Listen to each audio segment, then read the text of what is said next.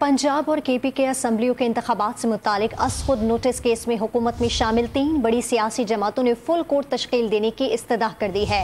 मुस्लिम league नून, peoples party और JUI की जानिब से सुप्रीम कोर्ट में आज नई दरखास्त दायर की गई है, जिसमें इस्तदा की गई है कि जस्टिस एजाजुल अहसन और जस्टिस मज़ाहिर अली नकवी को शामिल न किया जाए। इस पर मज़ीद तफसीलात जानेंगे डॉन न्यूज़ के नुमाइंदे हसीब भट्टी से। हसीब भट्टी, बताइएगा क्या इस्तदा की गई है, मज़ीद क्या दरखास्त में?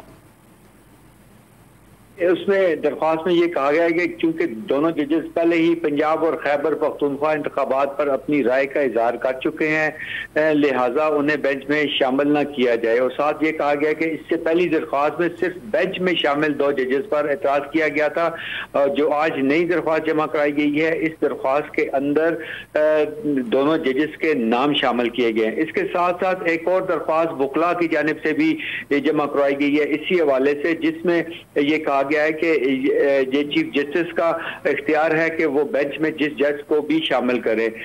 तीनों सियासी जमातें जो है वो जस्टिस एजाजुल अहसन और जस्टिस मुज़ाहिर अकबर नकवी के हवाले से मुश्तरका बयान जारी कर चुकी हैं, लिहाजा वो सियासी है सारा मामला।